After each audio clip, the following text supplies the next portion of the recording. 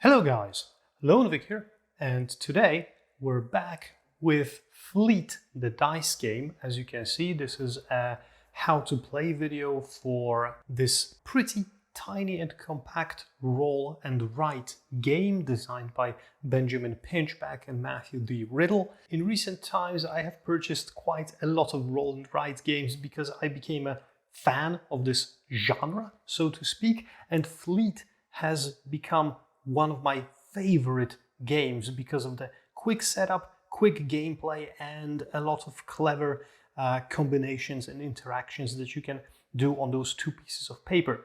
So in this video, you will see how to set up the game and play the game for a multiplayer game. You can play from 2 to 4 players. And if you are interested in the rules for the solo game and also a playthrough, there will be another video on my channel for this. So in a moment, we will take a look at how to set up the game. But before that, we will talk about some key concepts for this game in the beginning. If you like the video that you see here, if you like the videos on my channel, help out the channel grow, click the like button, hit the subscribe, ring the notification bell to be notified about new videos on my channel. And now, without further ado, the key concepts of the game. Okay guys, so each player will be handed those 2 sheets that you can see here. And when we are talking about key concepts, there are a few of them. So you'll be marking different spaces on those cards, and whenever you see here on this sheet especially, but not only, a space marked with an L letter that corresponds to a license, you have to mark the next consecutive license from top to bottom from the ones that you have in the same column. So for example, if I mark this license, I mark this one here. The second license here with this question mark, I would choose license or boat. If I choose license, I mark the next one, and so forth and so on. Here as well, if I select license, I mark this and select one of those fields, etc. If I mark a space with a B letter, B for boat, I mark another boat from the type that corresponds to the column, and this boat becomes an active one for me, and it will catch me some fish. Here you have some boats as well, which you can mark. So if you mark this space, you mark one of the boats, the other space gives you the second boat. Here you mark another, and so forth and so on. The next letter is F for fishing, and this triggers a fishing round. We will be talking about those later, and it's important that if you mark any space with an F, this triggers a fishing round only for you, not for all the players, as the case is in a regular round. And the next thing that is regarding the key concept, the coins. So whenever you collect a coin or more coins, whether it's from licenses or from a rolled die or something, you mark those coins on this track from left to right in those rows, and whenever you mark out a star field, you are able to mark any other space on any of the sheets starting from the top. So any square or any circle that's next in line. This is for each of the stars that you mark. And you will see how this goes later on. And the last one is the shapes of those spaces, to be honest, because, well, the star-shaped ones give you those bonuses that you can mark any space for free.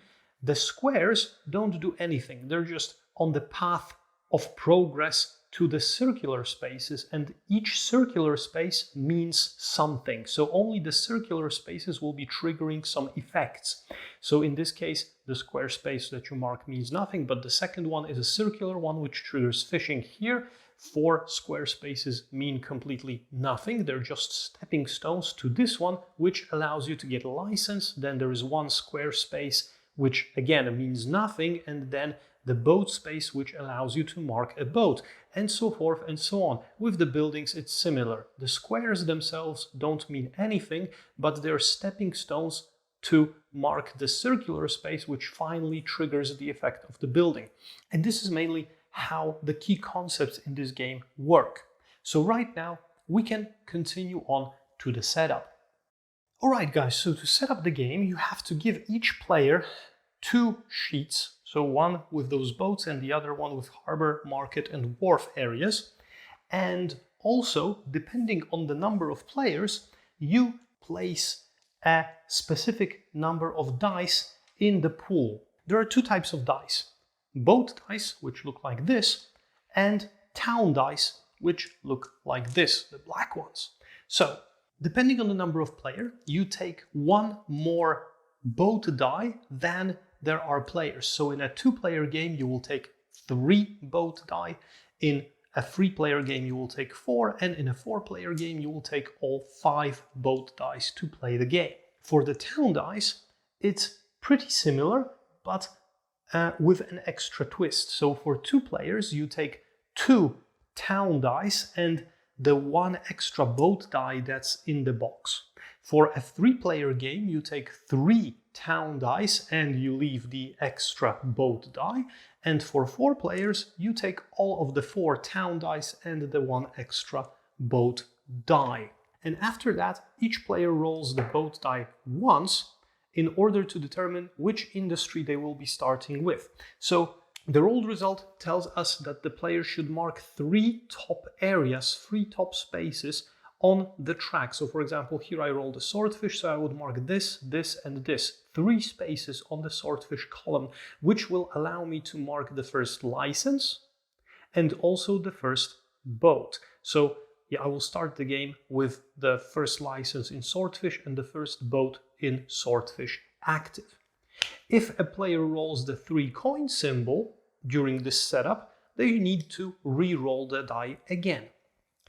Alternatively, if you don't want to set up your game using a blind roll of a die, you can use these 5 additional cards for an optional setup version in which each player draws a card from this deck of 5, and this card tells them that they start with 3 spaces marked, for example, in this case, in the shrimp industry, and also they have a completed casino building, for example, and they get a scoring condition, for example, in this case, +1 VP per any shrimp boat that they launched, and this is scored at the end of the game. So this makes the game a little quicker and a little more diverse, because not only you start with the industry, but you also get some bonus. Usually it's one of the buildings completed, and you also score additional points for boats, which you don't get when you are rolling the normal dice. And this is basically the setup complete. Now, alternatively, you can also add these trophy cards that I have here into the setup to make the game even more interesting. And these trophies come in 2 categories, in 2 decks. As you can see, there are the silver trophies and there are the gold trophies. And what you should do if you want to include these trophies in your game is that you select 1 trophy from each deck, and those cards are being competed for. The silver trophy is awarded for the first player to fulfill the condition. So for example, the first player to activate 2 different level 3 licenses will get this trophy, which gives you 5 points at the end of the game. And the gold trophy is scored at the end of the game, and it's, for example, in this case, for most coins gained. So this one, if somebody achieves the goal, it disappears from the game, and this one is scored at the end of the game. So this is an alternative that you can also use here. All right, so now that the setup is complete, and it's like very easy 4 steps, I will repeat once again: give each player a sheet, roll the die to determine the starting industries, create the die pool depending on the number of players, and optionally add the trophies into the game or not, and that's it. So let's talk about how to play Fleet the Dice game. Okay, so a multiplayer game of Fleet the Dice game lasts for 10 rounds, and here you have a track on which you can kind of follow the round progression. And as you can see, each round consists of a boat phase, an income phase, and a town phase, and each even round, so 2, 4, 6, 8, and 10, additionally has a fishing phase. And those phases are being played one by one in a vertical order like this. So boat phase, income phase, town phase, round 1 ends. Boat phase, income phase, fishing phase, town phase, round 2 ends, etc., etc. At the end of the 10th round, you score everything and you see who got the most points. Let's talk about the boat phase first. During the boat phase, depending on the number of players, you roll all of the dice in your pool, like so. And in case of a 4-player game, for example, we roll 5 dice, and each player, starting from the player who is the starting player and continuing clockwise, and the starting player, mind you, will be changing also clockwise every round, the starting player chooses 1 die from this rolled pool first, and then the other player, and so forth. So the first player, for example, chooses this one, the second player chooses this one, the third one, and the fourth one chooses this one, and this is the 5th die left. So this die is for everybody to use. So once you choose a die, you mark the next space on the track for the type of industry you've selected. So for example, if I select swordfish, I would mark the first space or the second if the first one is already occupied here, and so forth and so on. So each player marks their selected die, and then each player also marks 1 space in the column that is left unchosen. So this one is for everybody to mark. So every boat phase you will mark ultimately 2 spaces, right, in those columns. Now, if a die shows the 3 coin symbol, you basically, if you select the die or if it's left for everybody to use, you mark 3 coins on this track, and if you are granted a star, then you can mark any consecutive space on any of those tracks, whether it's a square or a circle, right? And that's it. Mind you that you can also exchange any of these dice that you select or the die that's common for everybody for 1 coin. So for example, you are stuck with a cod symbol that you do not need. So you can say, for example, that I don't want the cod symbol, I will take just 1 coin instead of it, and you're done with it. And that's it. All right. So this is basically the boat phase, right? And talking about the things that you can do here, it's pretty straightforward. So during the boat phase, you will be progressively going down those 5 tracks over here in those 5 industries: shrimp, cod, lobster, swordfish, and oyster, and you will be collecting licenses and boats in those industries. So remember the key concepts. Whenever you mark the license circle, you mark the next available license in that column, and you start using its effect immediately from then on. And I will be talking about those effects separately later.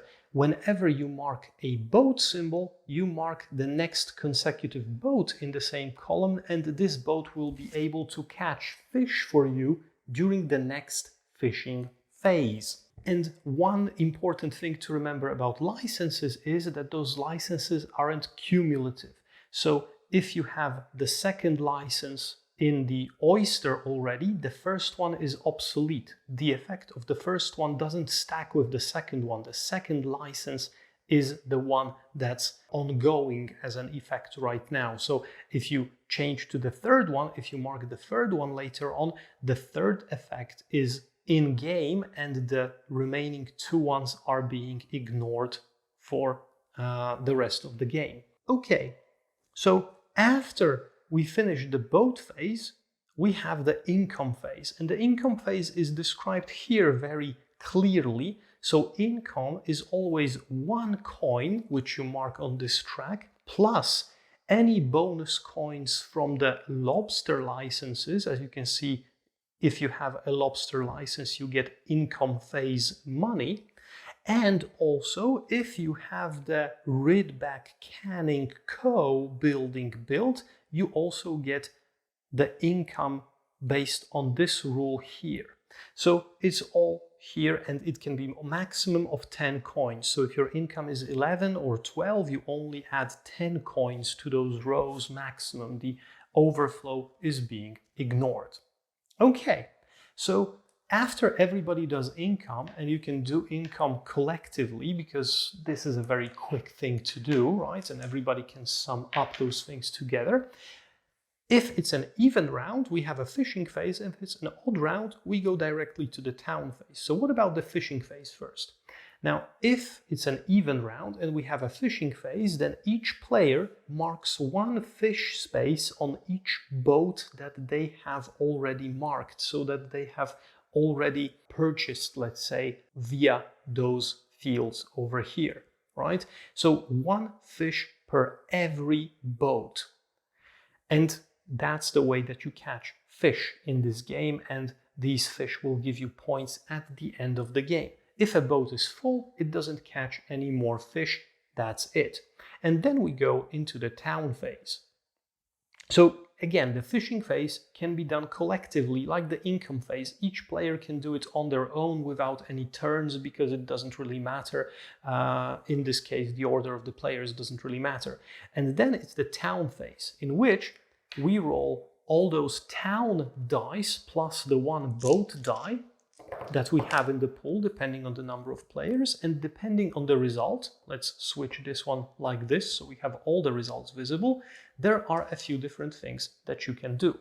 So and again, as in the boat round, the first player, who was the rolling player, selects one die first, then the second player, the third player, and the fourth player, and the one die that's left is for everybody to use. And now, if somebody selects the boat die, or it's the die that's left for everybody, it works exactly like in the boat phase. So it's pretty obvious right now. What about these three dice? Let's start with the market symbol. So the market is here. So if you choose the market die, or if it's the die that's left, then the players take a look at how many fish they have on all of their active boats right now, how many fish they've caught, and depending on in which section they are, they get that much money, and they add those coins to the track over here. So market is pretty straightforward. If you select harbor die, or the harbor die is the one that's left for everybody to use, you can mark one space on the king crab, or on the captain's club, or the research vessel, or the barge, or the Inuit boat, and always from top to bottom as usual in this game. What are the effects of each of those spaces? We'll talk about that later on. And if you select the wharf die, you can mark one space on any of those buildings. And again, if there are spaces vertically, you have to mark them from top to bottom, from the first available one. So here, for example, or here in two columns, or here. And these you can mark in any order, basically, because there is one per building. And that's it. You do this for 10 rounds, and after those 10 rounds, we have the scoring, and we see who gathered the most points. All right, so let's talk about the final scoring right now. So final scoring is here, and you follow this table, and it should be pretty clear. So each fish that's caught on any of the boats here, so each space that you have marked, is equal to 1 victory point. Each boat that you have activated, so that has this B symbol marked because you've marked it here already, gives you the amount of VP that's written under the boat. So for example, 2 VP for those boats, 1 VP for those, 2 for those, 3 for those, etc. Licenses give you VP points if you have the third level of any license, and you have the VP values here. So only the third level provides VP.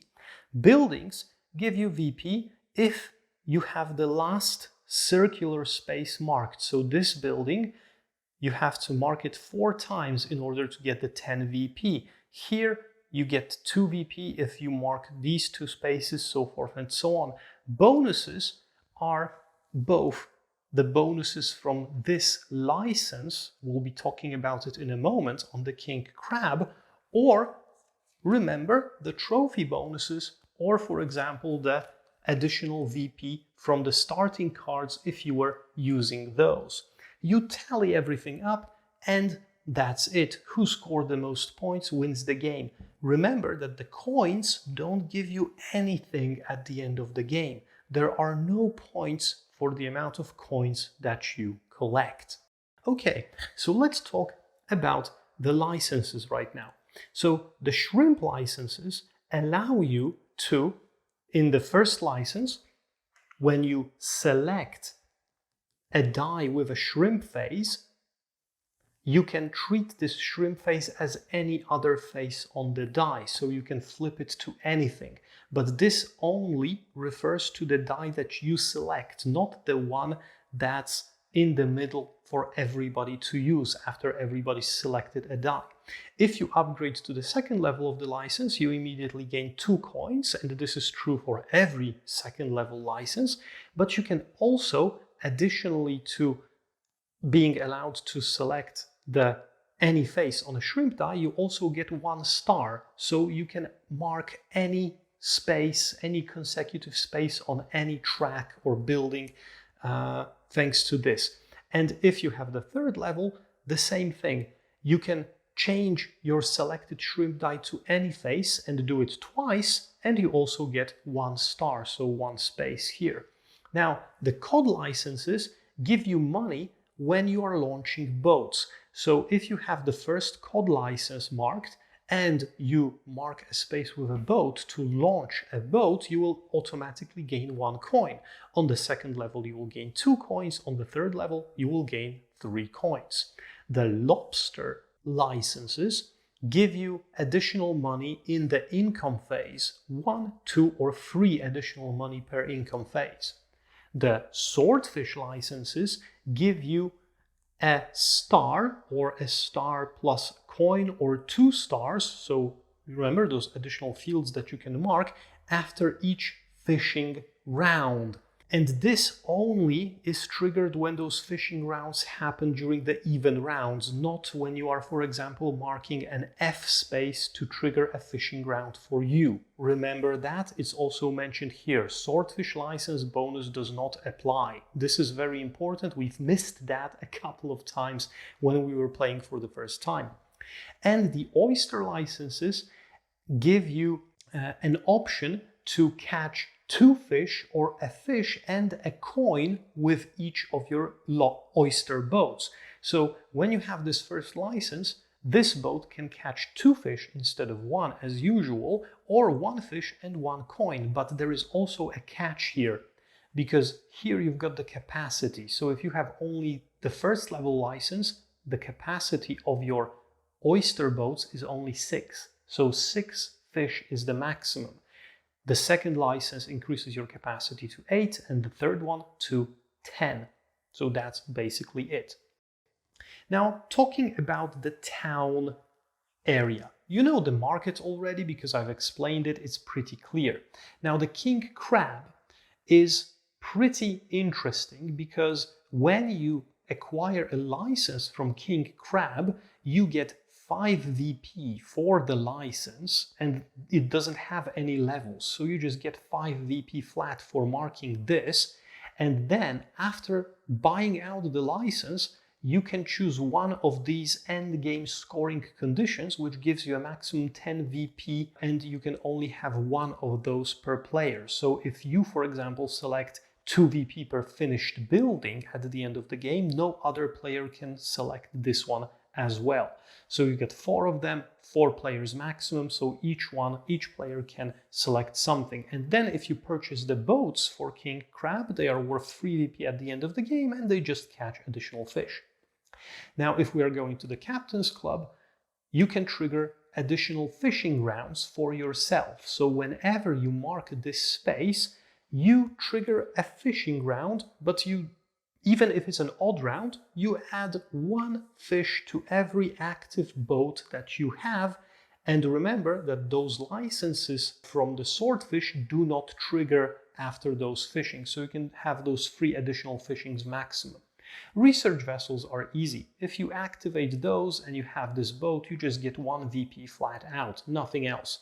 The barge, which you can activate on the 3rd step here, will allow you to catch 1 fish for each full boat during fishing. So if you have 4 fish already caught on this boat and there is a fishing ground, you wouldn't be able to catch any more. So this 1 superfluous fish moves here.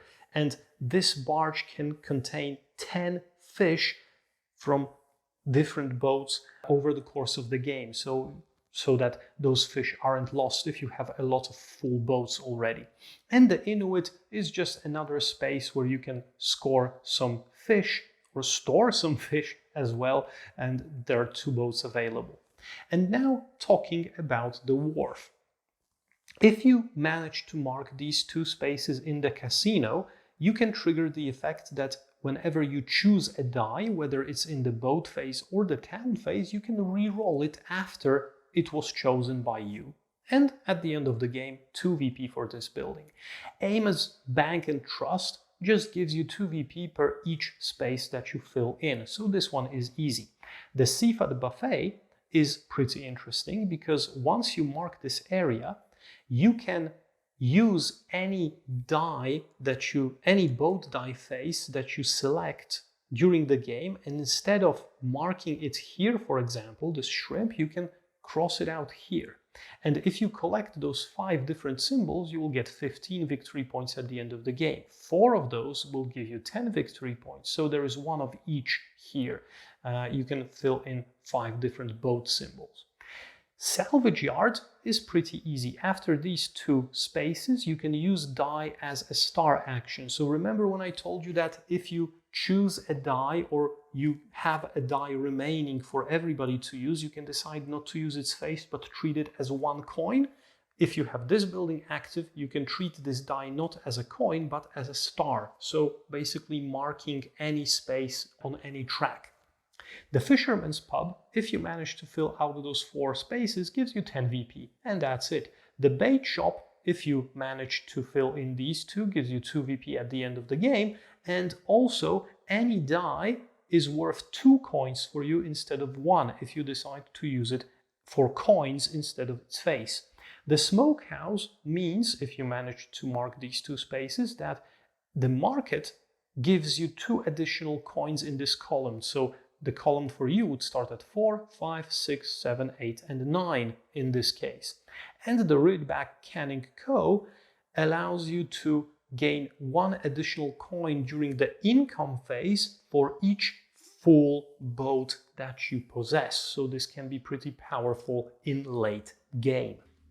Okay, that's a lot of information, but I feel that it is pretty clear because the game isn't too complicated, hopefully. Now, if you want to see it played, if you want to check out how those tracks progress and what is being marked and so forth and so on, you can check out my other video on my channel where I'm doing a solo playthrough of this game and I'm also explaining solo rules. So if you're either interested in the solo rules or you would like to see the game in action, so to speak, check out my other video. For now, this is it. This was Fleet the Dice Game, and my name is Lone Vic. If this video was helpful to you in any way, if you liked the presentation of the game, if the rules were satisfyingly clear for you, hopefully, fingers crossed for that, click the like button, hit the subscribe, ring the notification bell to help the channel grow and be notified about new videos on my channel. You can also ask questions or leave comments in the comment section. I'm trying to reply to all of the ones that I see. And for now, this is it. Have a great day and go catch some fish in this great roll and write game from Griffin Games. And see you next time. Bye bye. Thanks for watching.